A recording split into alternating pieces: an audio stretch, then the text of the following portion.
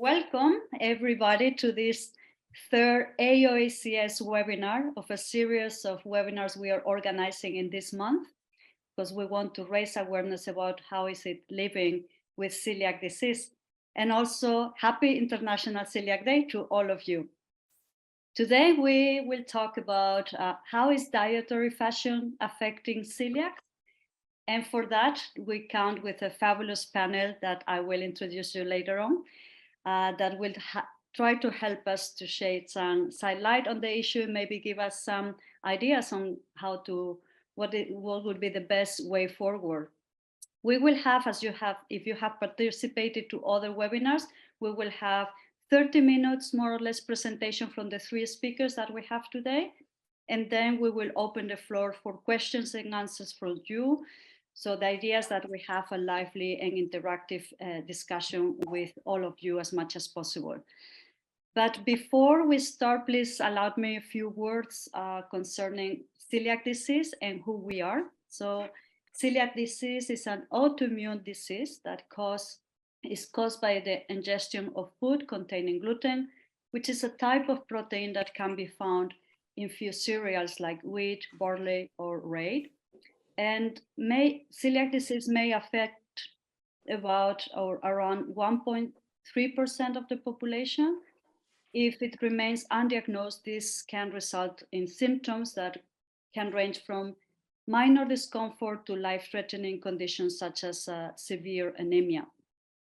Today, the only known effective treatment is, and I emphasize, a strict lifelong gluten-free diet. That means that for people suffering celiac disease, gluten-free diet is not fashion, it's not luxury, it's just a matter of the only treatment they have for their condition. So the Association of European Celiac Societies, AOACS, is a non-for-profit umbrella organization. It's made by national celiac societies in Europe and also beyond. Together with our members, we represent the voice of celiac patients and their relatives as well, because in many organizations, the patient and the family members also joined. And we represent all that force in over 40 countries. We promote strategic partnerships to raise awareness about celiac disease, and also we encourage research for improving the life of celiacs, early diagnosis, better access to gluten-free food, and of course, the cure of this condition. The AOACS owns the AOACS standard to pre-pack food products, which probably you have seen in our website, and the cross-grain licensing system that is managed by our members, the national celiac societies in the respective countries. Thanks to that system, we allowed 1,000 of safe gluten-free food products are available in the market and can be easily recognized by the consumer. Last but not, I would like to thank Tequila for having sponsored this series of webinars, and thank you all for being here today to celebrate the International Celiac Day with us. Please notice that by participating in this webinar, you agreed that we will record it, we are recording it, and we will post it afterwards in our YouTube channel so everybody can get access to it and listen it again and forward it and share it because that's the purpose of it, that we share this knowledge with everybody. And please don't hesitate to keep yourself mute so we keep a good recording, but also to share your questions in the chat so that we can address them afterwards, after the presentations from the speakers. And now, well, without further delay, I would like to give the floor to our first speaker, Beat Spad, who is the Secretary General of the SNE, and he will explain better what is this organization and why is concerned with celiac and gluten-free diets. Thank you, Beat. The floor is yours. Thank you very much, Veronica. So I'm just, I have a few slides, but first of all, thank you for having me today, and also happy Celiac Day to everybody. Yes, so a couple of words about my organization. SNE is Specialized Nutrition Europe. We are an industry trade association, meaning we represent basically companies, in total around 280, who make different foods for special groups. You can already guess, of course, one of them is coeliacs, one of the special groups. It's the gluten-free foods, but we also have a range of other foods that we basically represent the interests of those connected industries at the European level. It is everything for babies, but also foods for special medical purposes, for weight control, so to help people lose weight, and also sport foods as well. But on today, of course, we are talking about gluten-free foods, and I can just offer really a few thoughts, but mostly I will be really happy also to hear from the other speakers and to learn more myself. I can admit to you that even though it's an important topic, also economically, as you can see at the top of the slide here, not so much has happened to our knowledge, at least in terms of regulation. And as a trade association at the European level, we kind of come in mainly when there are regulatory challenges. So it has been rather quiet on this gluten-free front, at least in the 1 year and a bit since I have joined SNE.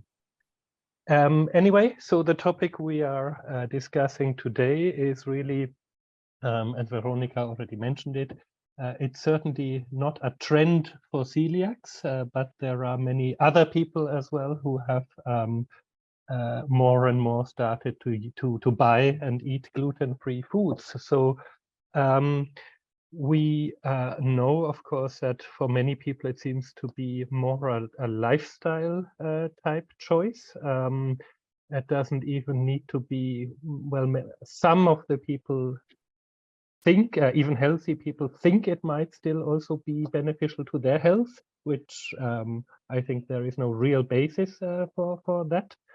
But also sometimes it simply seems to be linked to what maybe some celebrities say and do and so on.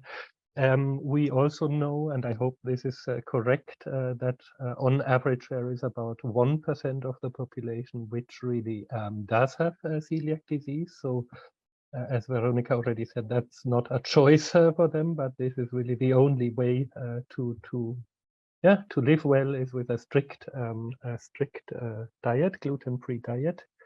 But of course, there are also some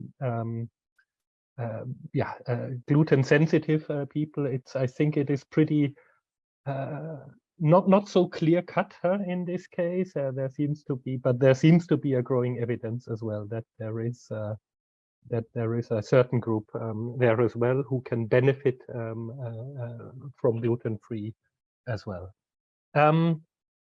So I think one of the points that also my colleague, who happens to be also a celiac, told me as well is that, well, while of course the range of products has greatly increased over the last probably couple of decades or so, especially, it still is a challenge. For example, if you go to a Burger King or this kind of fast food restaurants, they might have vegan burgers, but probably not burgers that are at the same time, let's say, vegan or vegetarian and gluten-free. So this kind of combination is still a bit difficult to find.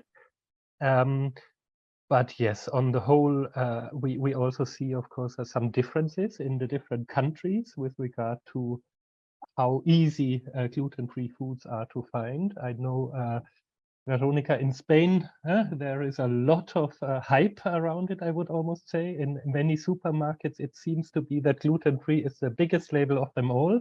And many things that couldn't possibly have gluten seem to be also labeled as gluten-free. So there's a bit of maybe even consumer misleading information out there as well. But in other countries, maybe there is still a bit too little information and too little offer. We know, of course, that well, I already made the point that products which are both vegan, vegetarian, and at the same time gluten-free is still pretty difficult to find. And of course, yeah, the prices are also pretty high compared to other general foods, but even also compared to other more considered healthy food categories. Well, we can maybe discuss after a little bit why that is. But I have only a couple more slides, and I know we should be quite short to really leave time for the discussion. So my next point is, well, really to try and think a little bit more about this question. Is the hype, well, the trend, is the trend something more positive or negative for the celiac community? Well, I think actually there is quite a lot of positives that come with the fact that gluten-free foods have become trendy. First of all, a lot more consumer awareness, simply because you can see it in more places, in supermarkets, in restaurant menus, and so on. But also, yeah, there is just more variety of products now, and that maybe it's much easier to provide more variety if the target group is more than 1% of the population, right? And then, of course, an increasing number of certified restaurants and bakeries and so on. But depending a bit on the countries, I think you will see a lot of differences between different European countries. But on the whole, I do think that there is a certain synergy with, I mean, if you look at shelves in supermarkets, oftentimes you will find gluten-free products maybe next to other health food products as well. So on the whole, these offers have been expanding, and I think we can expect them to continue to grow. And now just a couple of concluding observations from my side. Of course, we can imagine a few disadvantages also of this dietary fashion for actual celiacs. It could be that waiters in restaurants just think, oh, this is just another person who has this preference, and I don't really care if probably this person will not notice if there's a little bit of a residue of gluten in the food, since it's only a preference for many people. It could also happen that, well, occasionally maybe somebody who doesn't really need it picks the last product from the supermarket shelf, and then the actual celiac cannot get it anymore. But I think on the whole, the bigger picture is probably really that the trend is also positive for celiacs in terms of availability and awareness. But also, yeah, with this bigger demand than 1%, the offer has grown, the competition has grown, and then normally that also should have a positive impact on the prices. Of course, they are still somewhat higher because they are the products can be quite complicated to manufacture, and also it's still a niche, even if it's more than 1%. So with the lower volumes, of course, you also have a lower efficiency in the production processes. So yeah, but I think with that, I would just like to leave it there. And again, thank everybody, and in particular Veronica, for having me today. I'm really curious to hear from the others and to hear the discussion. Thank you very much for your attention. Here you also have my contact details. You can easily find us, of course, also online, SME, and on the social media as well. Thank you so much. Thank you so much, Beat. Very interesting. It looks like you consider that the trend is also positive for celiac, or at least there are advantages that we can explore. So I'm gonna give the floor to Ronald. Ronald, do you agree? Do you think is what you're saying also from your perspective working in free front?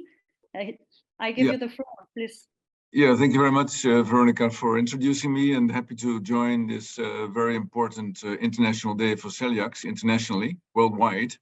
So yes, in the first part of the presentation from Beat, I certainly agree. And my sheets are, in fact, covering your presentation, Beat, as well. So we agree on that. But on your last opinion is a bit different than mine, because I think, it's good. People are more aware of the claims a product can show, but I also know that celiacs would like to, and that's also what you mentioned, that would like to be sure that vegan and plant-based products are gluten-free certified.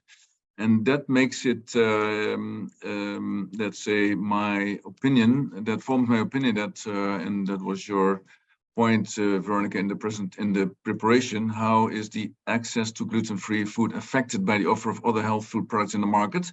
Are we competing, or are there synergies? And in my opinion, there are synergies, but there should be more attention and awareness. Yeah, there's more attention and awareness on the health claims, but celiac certification should distinguish itself from healthy claims which are not about food safety. And the food safety issue is, it seems that in the big trend of diet fashion, that food safety is less important. And that's what it's all about. Huh?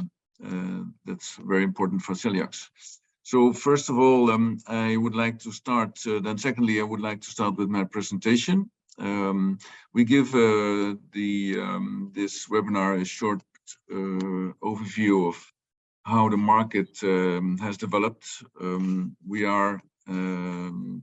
I'm representing an organization which is organizing a trade show for supermarket buyers and category managers.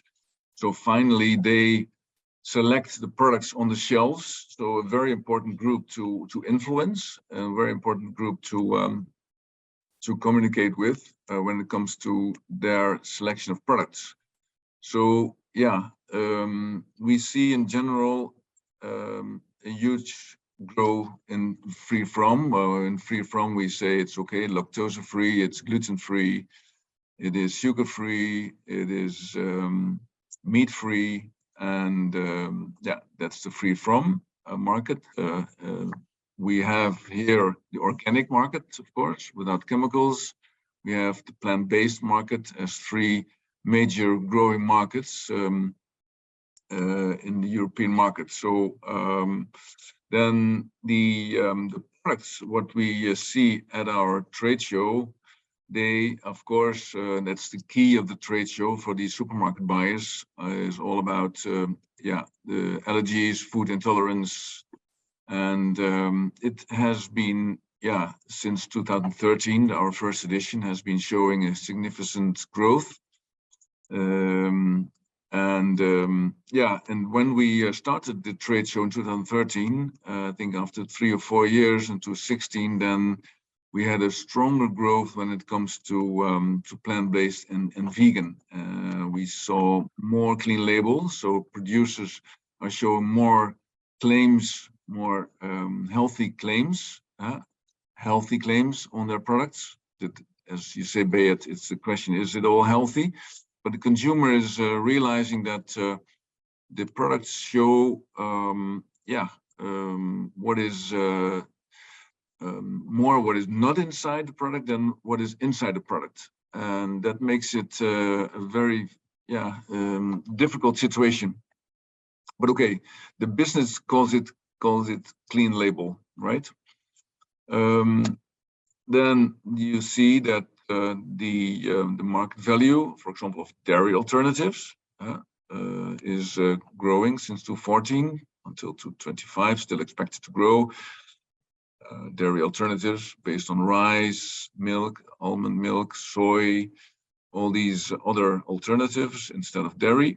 Then we see the lactose-free market is in the several European countries. This is the situation in 2017. You see the market size of lactose-free.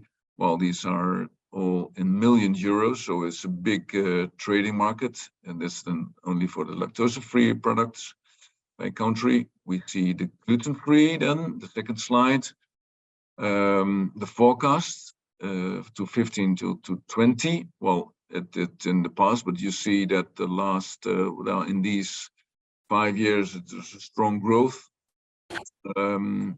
And so you will see here that in all the European markets, in Finland, Norway, Scandinavian, UK, strong markets showing the gluten-free growth. Spending forecast, so that's what the consumer spends on gluten-free in US dollars. Yeah, just the market size, these are some statistics. It all shows that this market is growing very fast. Manufacturers do well, and the consumers here on this sheet, they look for more natural foods because it's sustainable for a better world, or climate change comes in. Food with less pesticide residues, or organic, and food produced in a more sustainable way. It means that more and more attention is on a healthy ecosystem as well. Yeah, so then the retail sales is growing on organic. Here's the retail sales as well. We see retail sales per selected European countries. And then here we see that the vegan development in Germany and Britain is yeah, all positive. But yeah, as you say, Beat, it all depends on, let's say, how it is compared with gluten-free, and that it's the combination is should be strong, that it's safe and food safe is the most important thing. Well, these are sheets which cover values, sales values. The meat substitutes is coming up strongly. The vegan, plant-based. But what I would like to show with this sheet is that yeah, there are so many food claims going on. Retail does well, the consumer is buying, but I think now at this International Celiac Day, I think the celiac consumer should be clear that which products are safe, and that's, I think, still the key what it is all about. So this sheet is roughly very quickly, again, an overview of the market growth. I would like to show you, yeah, it's also positive that it's, as also you said, Bea, the retail is doing quite well, but, and yeah, food manufacturers are doing quite well in the free from, but you see here the brands, the brands are so diverse, from ingredients to final products, from vegan to organic, from organic to free from and gluten free.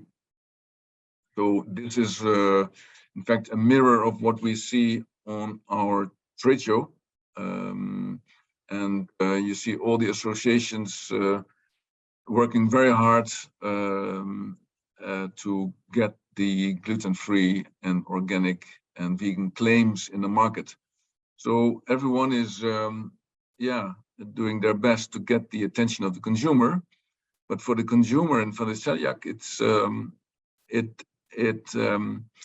there are more products on the shelves, but I doubt whether it is really improving for the celiac consumer, since the celiac consumer do want to benefit from from the dietary fashion and from the dietary lifestyle, but yeah, I mean, ordering a vegan menu in the restaurant, I mean, doesn't mean that it is safe for the celiac. So there should be a stronger, distinguished and clear message still from on the menus and on the product, claiming really a food safety label. So that is my main message for today.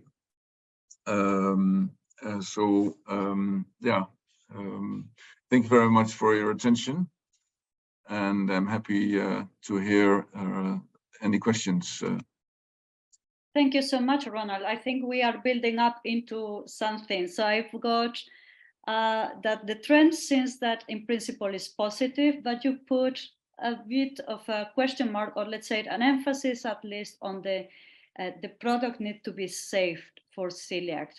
And I think who will be best to answer that question than Katrin, who is celiac herself, and probably can have share her experience in traveling, seeing gluten-free and vegan products in supermarkets. Katrin Trofinov from Estonia, please, the floor is yours. Yes, thank you. Thank you, Veronica, for the introduction, and thank you, Beat and Ronald, for the presentations you made.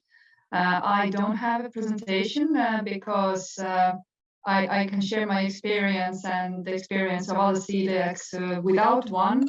And I was hoping that after I have remarked some ideas which I put down beforehand and also reflect back to Beat and Ronald, then we can have a good discussions on the questions also which might come from the people listening to us. When I listened to the presentations, and I had very nice feeling about the fact that you both are actually still concerned, even though that the trends are positive for gluten-free as well, but you see a threat maybe when speaking about vegan and other trends moving faster. As a celiac, and when traveling, you can see very clearly when those trends are popping up, especially when we talk about plant-based products, because when we think plant-based and or vegan, then quite often you can still have the gluten-containing grains in it, wheat, barley, rye.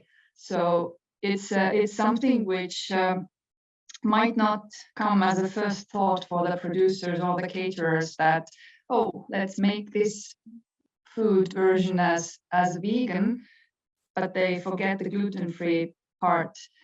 We have in Estonian Celiac Society also members who are reducing meat usage, or even are celiac and then they're vegan. So that makes it quite hard to actually find well-balanced diet for oneself. Because if we talk about lifelong strict gluten-free diet, as mentioned, then it's not that one day I choose this and the other day I choose that. It's the fact that every day we need to consider what we put in our mouth. Otherwise, we might end up with serious health issues depending on the person. One might have more or less symptoms, but the fact is that the celiac always will have damage in their villi. So even though if someone might say that, okay, I think I got gluten, and they don't feel like falling apart, it doesn't mean that it doesn't damage their body. So it's something which maybe caterers and food producers don't think at first hand. When traveling around, the labeling part, which was brought out by Ronald, also the menu part, it's very confusing when you cross the borders of countries, and then you see that in one country they put in the menu G as if containing gluten, and in the other country they put G as gluten-free. So it's also something which for celiacs is one thing that should be addressed somehow. For example, in Estonian Coeliac Society, we managed to write a project last year where we called together actually the let's say the national authorities who work related to health and who also update the databases or the terms. And we did a little bit of not correction, but maybe updating and getting on the same page with the stakeholders related to celiac or gluten-free. And we also marked out in that project that for Estonia, at least, we suggest a term in a menu should be GF. Well, translated in English, it's GF. In Estonia, gluteenivaba would be GV. But that we suggest at least something that you should use same kind of term when you refer as a gluten-free food in the menu. When we talk about eating out and the menu, then we also need to talk about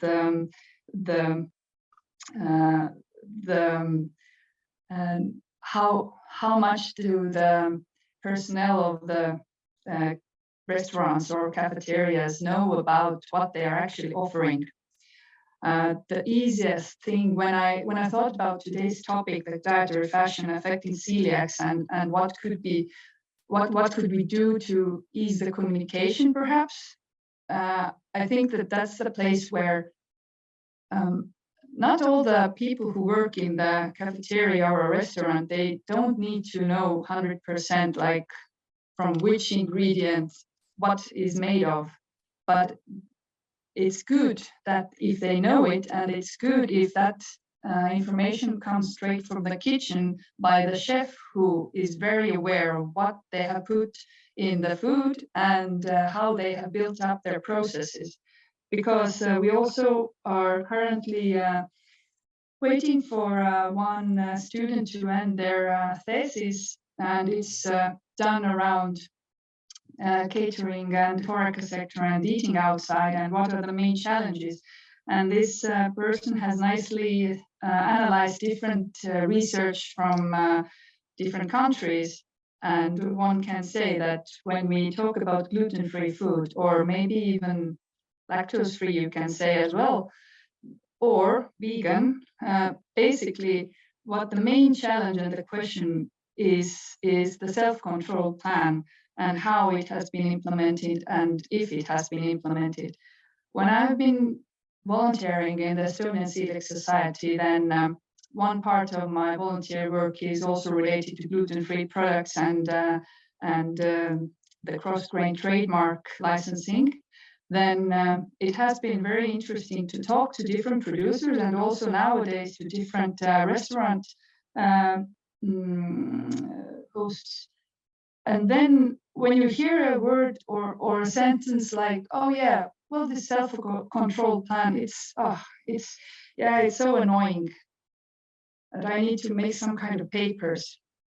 And then when we go to train those producers or restaurants on gluten-free production and how we could do it, then most of the times we hear is like this, oh, we are not able, we are afraid of making gluten-free and we don't know how to do it. But that's where the self-control plan comes to help, because if you are aware of the risks, then you are aware of how you can eliminate it, and then you are actually aware of how you can offer that food. When traveling around now, after years of different kinds of crises, and also a few webinars ago you talked about the inflation, then you can see that actually before there were more gluten-free options eating out wise, especially when traveling abroad at least, and also we can see it here in Estonia. So that's one part which hasn't come back yet, I would say. We can see in the restaurants that the vegan and the plant-based menus or offers or lactose-free is also quite it's a bit more broad because with lactose intolerance, you can, depending on the intolerance level, you can still digest and eat enzymes and stuff like that. But with gluten-free, it's not coming back so easily. And the prices of the raw materials is actually something which is really, really concerning for the producers and the restaurants. And when we think like why a restaurant should or could even offer a gluten-free food, then talking about the trends, which was also mentioned, that if a trend is a positive or a negative thing, then when you think about the gluten-free trend, which means that people who choose to eat gluten-free, then yes, we have more people buying gluten-free products, but we have somehow gotten the HORECA sector focused on the who is eating the gluten-free food, rather than they should be focused on how to produce the gluten-free food. Because it's not a question of if person A has a celiac disease and person B has a non-celiac gluten sensitivity and person C just chooses to be gluten-free for maybe 3 weeks. Why should either any of them choose a gluten-free food which is not actually a gluten-free food? It's that concept, I think, which is something we need to figure out how we can change in the mindsets, because when that's done, then also the caterers and the producers understand that it doesn't actually differ to whom you give the gluten-free food, because that's regulated in the law. And if you just focus on how to better do it, then it's better. And when talking to Estonian food authorities who are doing the surveillance on the HORECA and producers, then the last time we had a discussion, and it was very nice to hear that actually what we can also do better in communication is perhaps more empowering surveillance, meaning that when our authorities go to the production sites or the restaurants, then the means on how they actually talk to them when they find that there is something wrong. Of course, you need to bring the attention to it, but you should make sure that you know how to empower them forward to really offer those special diet options, because those special diet options are needed for people like celiacs or for people like whoever needs to eat any other diets. So these are like those several key points which I had in my bullet list, in addition to what Beat and Ronald were talking. And yeah, don't forget the food safety. And I think that don't be afraid of the self-control plans, because it seems to be like this very, very, it's always that people are afraid of what they don't know. And if they don't know how to ask. Because that was one interesting thing coming out from the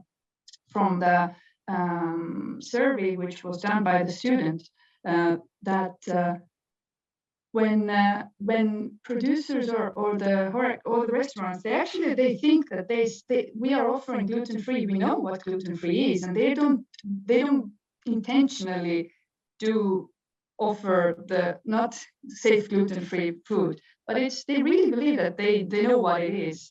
So if they don't know that they're doing anything wrong, they can't fix themselves. So that's how to change that mindset, that it's okay to notice that you have done something wrong, because now we can fix it and you can do a better service for the people who need the food. But yeah, I think maybe covered the points, and we can go forward with discussions and maybe questions also from the audience.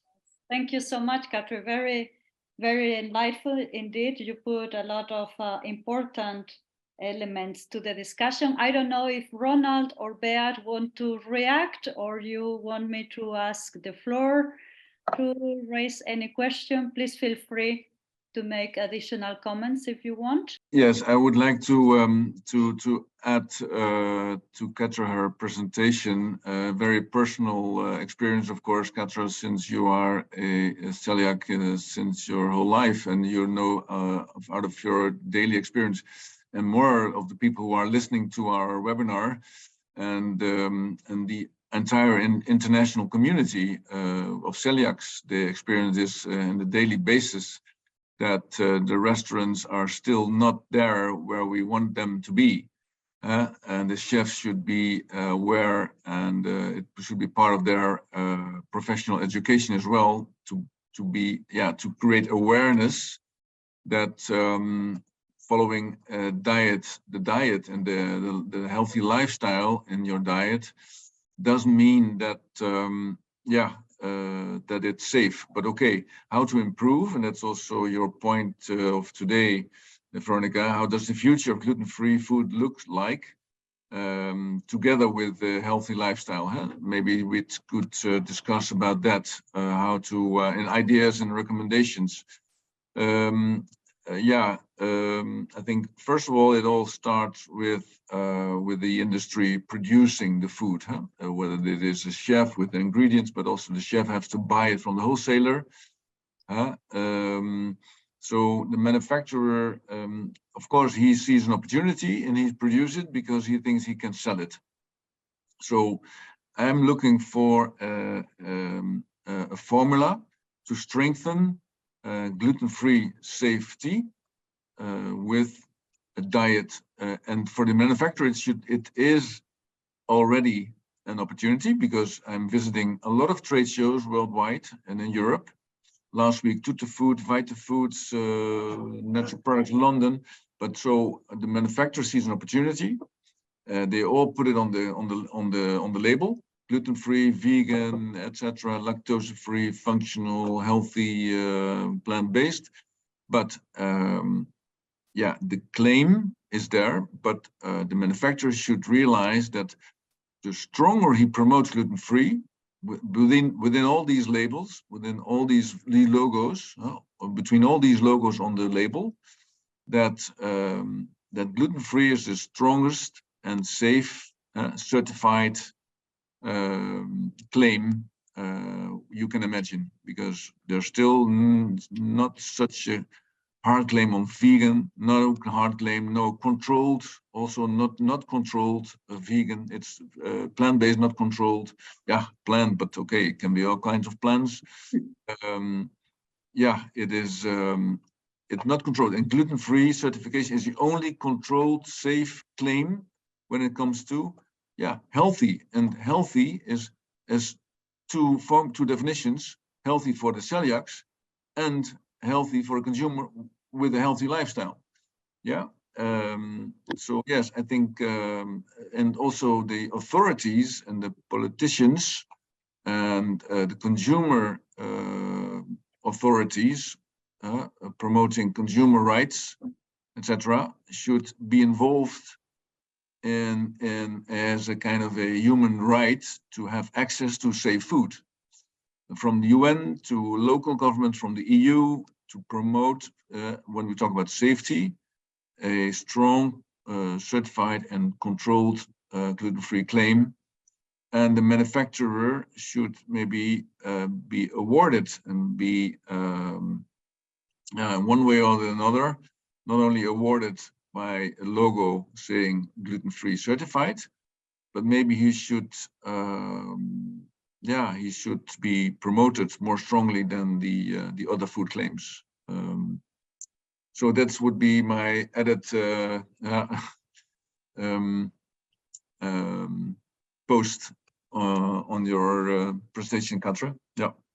Yeah, I think you touched a valid point on the advertising of the free from gluten-free, vegan, plant-based foods, because it's also something where maybe producers and maybe also restaurants, when they see the opportunity. But we have also seen in Estonia, at least, I'm pretty sure that happens also in other countries, is that sometimes the producers or restaurants think that the claim itself already is selling. but they forget that the marketing and the brand awareness needs to be made, and it's something else, exactly. And they put too much, they trust too much the consumers that, oh, they will come to me. But actually, you can see the brands who are building up good marketing campaigns and who are really there in the target groups. For example, you say there are products who are gluten-free, vegan, maybe lactose-free anyhow then, but maybe organic as well. So nowadays, the claim of free from something is not selling itself anymore as much as it used to be probably 10 years ago, I would say, because now you have so many more products that you really need to figure out how to stand up from the others. Yeah. So that's a good point you brought up. Maybe I can just quickly also comment on so it's very interesting. Thank you, Katre, for also your experiences traveling around and so on, the differences between the countries. So I think that's really something. Well, we know that there is little European regulation on gluten-free, but there is some, right? And specifically what it does, it makes this difference between gluten-free and very low gluten. So I suspect that's where the discussion on the safety comes in. So is very low gluten, is that safe enough for actual celiacs? So that's but the distinction is there. The distinction is there in the legislation. Another question is, of course, if all the actors in the market, including every little SME restaurant, is aware of it and can really implement it well. Huh? So that's but I also understand her that there is so many different, despite the efforts of AOECS and the national celiac societies with their with their nice logo as well of the with a nice symbol, but there are still also different ways to communicate about gluten-free in the market. So interesting, and I don't know, maybe that's something to work on together, perhaps. It's definitely something to work on, and the gluten-free option for celiacs is only the one which is not above 20 ppm. Yeah. So that's the only version, and the other version of the small the little containing of gluten is something which for me as a celiac, I would say I don't need it anymore. It was there in the old days because of some different opinions of different countries, but today actually this is even more confusing, and I haven't seen many products, or if any, actually carrying one on it. So it's something which is kind of still remaining in the legislation. I see HORECA Deutsch has raised her hand. Yes, thank you very much, Katrin. Regarding the comment, what should be done? So I would suggest maybe I know STN is also an observer in Codex Alimentarius, and I think you know that there is a worldwide food safety day, which is always on the 6th of June. So I'm afraid for this year it will be too less of time. But when I see in the audience, there are also producers here. And what I would suggest, at least to have AOECS, SNS, and maybe some producer together, and to celebrate really the Food Safety Day, which is published by Codex on a very, very practical level, which is gluten-free. And maybe we can approach this aim for the next year, for the 6th June, as a worldwide food safety gluten-free day. And may I comment regarding the last speaker of BEAT? Well, yes, we have this regulation in Europe, but I think nobody from us have ever seen any claim with low gluten or something like that, because when this paper was published already in the year 2009, well, we think nobody will buy it. It is just written maybe you know it came from, at that time, it was not possible to produce wheat starch below the level of 20 ppm of gluten. And this was the reason why this so-called claim came in. And it's also in the Codex standard in 2.1.1.b. So just to, but it is not on the market. And I think we should focus on the gluten-free. And maybe my wish to Peter, if you do your presentation for somebody, maybe you can use the international gluten-free symbol instead of the symbol what you see. It's just a wish, if this would be possible, because there, as Veronica said at the beginning, we have in Europe about 24,000 gluten-free licensed products which are controlled by national celiac societies. Thank you. Yes. Thank you for time. We take up this this opportunity to celebrate the 6th of June. I think we need to explore how to make it happen. Yeah, thumbs up. Yep. So that's, I have to say that our dear speakers all have been very engaged in promoting the International Celiac Day today with their particular social media, as well as participating more or less everybody. I will not tell you who doesn't run the virtual run. So we are all very engaged in making and raising awareness about celiac disease and how it's important that we offer safe and healthy gluten-free food, if possible, of course. We still have 5 minutes, so those that haven't share their ideas, concerns, or questions, I invite you to do so. Because I think it's may I ask a question, Veronica, to the AOECS, doing fantastic work, of course. Also, congratulations to the AOECS and all your work in the national societies. Last week I was at the show called Tutto Food. I had a small dinner in Milano, and I saw in the restaurant the window stickers of AOECS, of the Association Italiano Celiac, AIC, everywhere. So during my my food, I saw the AIC logos on the windows, promoting their the gluten-free restaurant on the menu. But my question to AOECS is how so is the AOECS as the owner of the gluten-free certification, the logo, are you certifying more and more products on gluten-free, or is it stabilizing, or do you see a growth in the market among manufacturers in European market or worldwide? There is a growth happening. I cannot tell you the exact figures because we are right now, we are waiting for June to get the first semester with a new, let's say, database. So we have managed to get products clusters with using the more or less the same clusters that you use, the free from, so that we can compare. And we will be able to offer those in an infographic very soon. But you expect growth, yeah. That is growing. Yes, we already know that is growing. We want to also understand which sectors or which segments are growing more than each other. But in grosso modo, absolutely, we are growing. We are getting more products. So the demand from food manufacturers to get your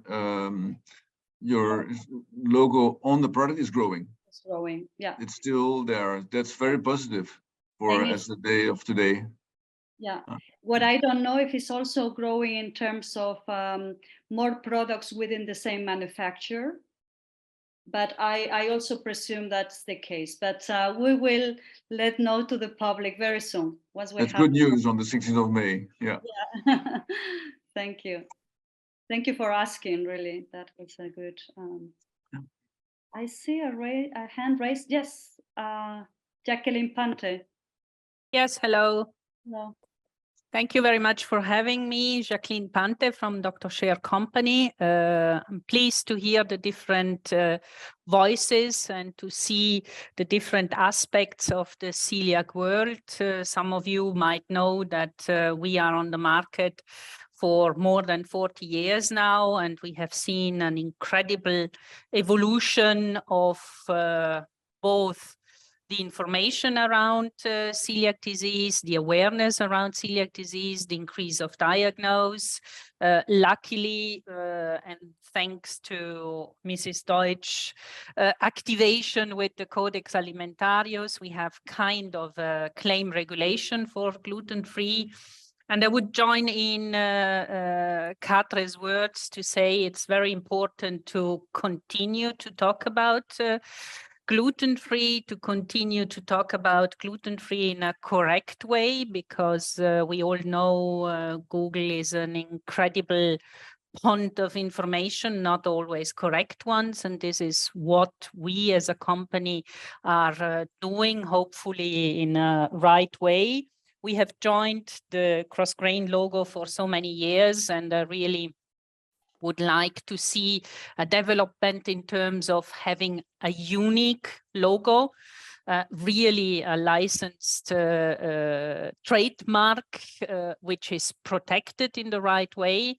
As Mrs. Deutsch said, you see a lot of different, let's say, personal interpretations of cross-grain. So I think it is important to defend it even more in the next year and to really make it a unified, possibly worldwide identification for gluten-free foods. Obviously, beyond this logo, there is always the background of the manufacturer asking for this additional certification. It's in its responsibility to have safe products marketed, and then the local health regulation and regulatory agency will then make sure that if it is stated gluten-free, it is really gluten-free. So this, I think we still need some joint forces to protect it even more. Thank you so much, Jacqueline. This was, I think, an excellent closing wish and a closing sentence. Continue to talk gluten-free, but in a way that is correct, and wished for a unified worldwide logo that is recognized by everybody. And I think with this intention, or this letter of intent for the future, as well as the celebration of the 6th of June altogether for a safe, food safe day that is gluten-free as well, we can close this webinar. It was a pleasure having you. Thank you, Katre. Thank you, Bert. Thank you, Ronald, for having, and thank you also for the intervention of Jacqueline and HORECA. And I invite you to the next webinar next week. Please don't hesitate to join us. Thank you so much.